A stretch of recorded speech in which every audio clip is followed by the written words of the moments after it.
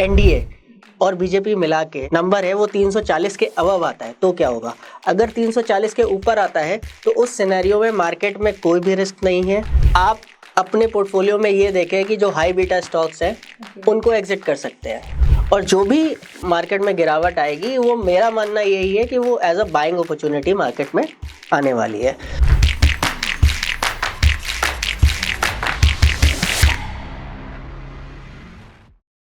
4 जून को 400 के पार होगा या नहीं, ये हमारा टॉपिक नहीं है। हमारा टॉपिक है कि 4 जून के बाद मार्केट कैसे रिएक्ट करेगी और उसके लिए आपको क्या तैयारी करनी है, इलेक्शन के रिजल्ट से पहले क्या करना है और उसके बाद क्या करना है। हाय, मेरा नाम है नेहा, मैं हूँ आपकी बंधु, और आज इस टॉपिक में बात करने के लिए हमारे साथ है मिस्टर शिवाल रस्तोगी, जिन्हें 22-23 साल का एक्सपीरियंस है इस फील्ड में। इन्होंने बहुत सारे लोगों को हेल्प किया है उनकी ट्रेडिंग में और वेल्थ क्रिएशन में। तो आइए इस टॉपिक पे आज उनसे डिस्कस करते हैं और जानते हैं कि कैसे आप मार्केट में रिएक्ट कर सकते हैं इलेक्शन रिजल्ट से पहले और बाद में। Let's start. Hello sir, welcome to the video. Hello Neha, hello viewers.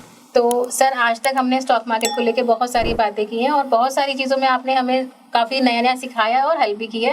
तो आज का हमारा हॉट टॉपिक है सर इलेक्शन के रिजल्ट्स। जैसे कि 4 जून को रिजल्ट्स आने वाले हैं, तो सर इस चीज़ को लेके स्पेशली इन्वेस्टर्स और ट्रेडर्स बहुत एक्साइटेड भी हैं और कंफ्यूज्ड भी हैं कि इलेक्शन के रिजल्ट्स में क्या होने वाला है, मार्केट में क्या होगा और उन्हें किस तरीके से रिएक्ट करना है, रिजल्ट से पहले क्या करना है और रिजल्ट के बाद क्या करना है। क्योंकि बहुत सारे लोग ऐसे हैं जो अभी अभी मार्केट में नए आए हैं और पुराने भी हैं। तो सर उनके लिए आप क्या कहना चाहेंगे या उन्हें क्या सलाह देना चाहेंगे, उन्हें क्या करना चाहिए? देखिए, ये इवेंट जो है वो 5 साल में एक बार आ रहा है, ठीक है। ये बहुत इंपॉर्टेंट इवेंट है। जनरल इलेक्शंस के रिजल्ट्स बहुत ही इंपॉर्टेंट होते हैं, लेकिन आपको ये ध्यान रखना है as a investor, as a trader, कि आप 1 दिन के लिए या 2 दिन के लिए या 5 दिन के लिए इन्वेस्टमेंट नहीं कर रहे हैं। इसी तरीके से ट्रेडिंग भी आप छोटे टाइम फ्रेम के लिए नहीं कर रहे हैं, आप लंबे समय के लिए ट्रेडिंग करने जा रहे हैं।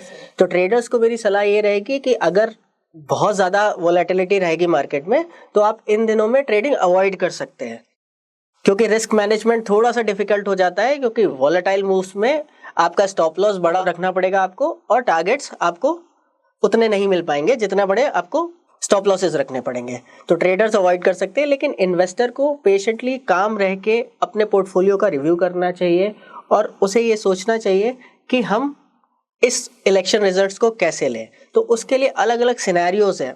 तो सबसे पहले मैं चर्चा करूंगा कि जैसे कि अभी र्यूमर्स चल रहे हैं मार्केट में कि इलेक्शंस में बीजेपी की जीत हो सकती है, ठीक है। तो इस सिनेरियो में हम बात करेंगे सीट्स के ऊपर। तो सबसे पहले अगर हम सीट्स की बात करें कि 340 एनडीए और बीजेपी मिला के जो नंबर है वो 340 के अबव आता है तो क्या होगा। अगर 340 के ऊपर आता है तो उस सिनेरियो में मार्केट में कोई भी रिस्क नहीं है, सारी चीज़ें स्मूथ चलेंगी। इन्फ्लेशन का जो टारगेट है वो इंटैक्ट रहेगा 2 से 6% का। इसके अलावा जो फिजिकल डेफिसिट की बात की है इन्होंने, वो इंटैक्ट रहेगा 4.5% का। तो मार्केट धीमे धीमे स्लोली ग्रेजुअली बढ़ेगी और यहाँ से हम 23,500 24,000 के भी लेवल्स देखने को मिल सकते हैं, ठीक है। अब दूसरा सिनेरियो है कि अगर 340 नहीं आता है, 290 से 340 के बीच में कहीं पे एनडीए की नंबर्स आते हैं, तो उस सिनेरियो में भी एक बहुत छोटा सा स्लाइटली 2-4-5% का करेक्शन हम देखने को मिल सकता है मार्केट में। लेकिन ओवरऑल मार्केट अगले 6 महीने में सारी चीज़ों से कवर अप करेगी और साथ ही साथ जो इन्फ्लेशन का टारगेट है, जो फिजिकल डेफिसिट का टारगेट है, ये भी मीट आउट करेगा। इसके अलावा जो भी मैन्युफैक्चरिंग कर रहे हैं तो उसमें एक्साइटमेंट बना रहेगा। ऐसा कुछ नहीं है कि बहुत कुछ गड़बड़ होने वाला है अगर 290 से 340 भी आता है। लेकिन इसके नीचे अगर 270 और 290 के बीच में इनकी सीट्स आती हैं तो वहाँ पे थोड़ा सा डलनेस मैं देख सकता हूँ मार्केट में। वहाँ पे आपको 10% लगभग करेक्शन मार्केट में मिल सकता है और चीज़ें धीमे धीमे बढ़ेंगी। मेरा मानना ये है कि अगर ये सिनेरियो आता है तो 6 महीने बाद थोड़ा सा मार्केट शुरू करेगा रीबाउंड करना और उसके बाद में आपको वैसी स्पीडी रिकवरी देखने को मिलेगी। और अगर 270 के नीचे आती है तो बात करना और बता पाना थोड़ा सा कठिन होगा, क्योंकि अगर 270 से नीचे सीटें आती हैं तो एक मिक्स गवर्नमेंट बनने के चांसेस होंगे। अगर मिक्स गवर्नमेंट बनती है तो रिजल्ट्स जो होंगे, उसका आउटकम जो होगा और जितने भी कॉल्स होते हैं या फिर जितने भी एक्शन लेने के लिए हमें उतना कंफर्टेबिलिटी नहीं मिलेगी। तो उस सिनेरियो में थोड़ा सा सिचुएशन वर्स्ट हो सकती है, तो उसके लिए आपको प्रिपेयर रहना पड़ेगा। तो अल्टीमेटली अगर मैंने ये सिनेरियोस को समराइज करूं, तो आपको अगर आज की डेट में आपने 1 करोड़ रुपए लगा रखा है, तो मेरा मानना ये है कि आप 10 लाख से 15 लाख रुपए तक का प्रॉफिट बुकिंग कर सकते हैं यहाँ पे। उसके अलावा आप ये देख सकते हैं कि क्या रिजल्ट आ रहा है, और रिजल्ट के बेसिस पे आप डिसीजन ले सकते हो। बहुत ज़्यादा बड़े अमाउंट में आपको अपना पोर्टफोलियो स्क्वायर ऑफ नहीं करना है। आपको थोड़ा थोड़ा प्रॉफिट बुकिंग करना चाहे तो आप कर सकते हैं, और धीमे धीमे मार्केट अगले 6 महीने में कोप अप कर ही जाएगा। तो मेरा ओवरऑल मानना ये है कि ज़्यादा से ज़्यादा अगर कोई गिरावट आती भी है तो वो एक बाइंग अपॉर्चुनिटी होगी, और 6 महीने में हम उसको ओवरकम कर जाएंगे। ओके, मतलब अभी जो पोर्टफोलियो है उसमें से हम थोड़ा सा प्रॉफिट बुकिंग कर सकते हैं, और बाकी एज पर द रिजल्ट हम उसमें से या तो एंटर करें या एग्जिट करें सर। राइट। तो अभी हमें अपने पोर्टफोलियो को किस तरीके से मैनेज करना चाहिए फिलहाल के लिए सर? देखिए, अभी इलेक्शन से पहले लेना तो कुछ नहीं है। ओके, ठीक है, जहां तक बेचने की बात है मैंने आपको बता दिया जी। अभी इसके अलावा आप अपने पोर्टफोलियो में ये देखें कि जो हाई बीटा स्टॉक्स हैं उनको एग्जिट कर सकते हैं।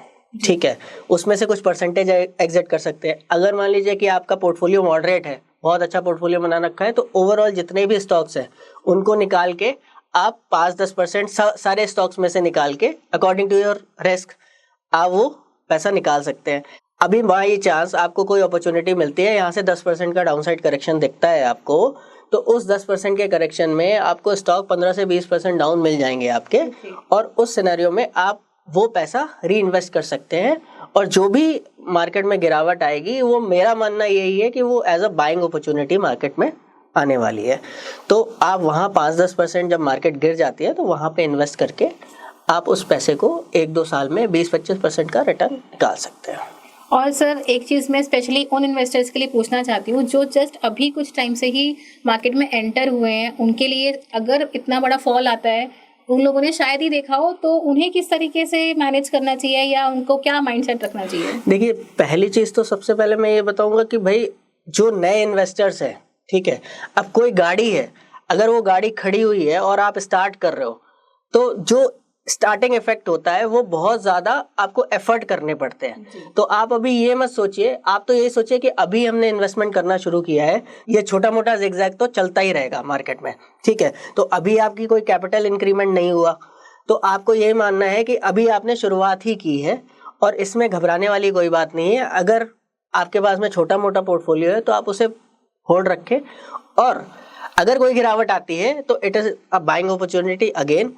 आप 15-20%, 25%, 50% या कोई भी परसेंटेज उठा के आप उतना पैसा वहाँ पे प्लॉट कर सकते हो, और धीमे धीमे आप इन्वेस्ट करो। आप सोचो कि ये मार्केट, आपने इन्वेस्टमेंट आज शुरू किया है, तो आज की इन्वेस्टमेंट आपको अगले 5-6 सालों में रिटर्न देने वाली है।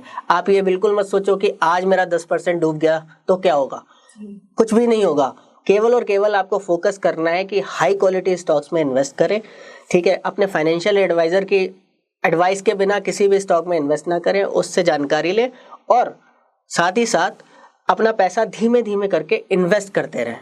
Just have faith in market, और market will do the miracle for you. जैसा कि सर ने बताया कि हमें किस तरीके से अपने पोर्टफोलियो को मैनेज करना है और रिजल्ट्स को भी कैसे हमें रिएक्ट करना है उसको लेके, तो आई होप आप लोगों को सर का सजेशन काफ़ी हेल्पफुल रहेगा, और आपको मार्केट में किस तरीके से अपना रिएक्शन देना है ये आपके लिए काफ़ी काम आने वाला है। Sir thank you so much, आपने इतना यूजफुल सजेशन दिया, और लोगों को शायद उनका कन्फ्यूजन अब शायद कुछ हद तक उनको हेल्प मिलेगी कि उन्हें क्या करना चाहिए और क्या नहीं करना चाहिए। तो ऐसी और वीडियोस के लिए आप हमें फॉलो कीजिए। एवरी वेडनेसडे एंड सैटरडे हम अपना वीडियो अपलोड करते हैं। अगर आपको हमारी वीडियोस पसंद आती है तो प्लीज़ लाइक करें, शेयर करें, सब्सक्राइब करें। Thank you so much.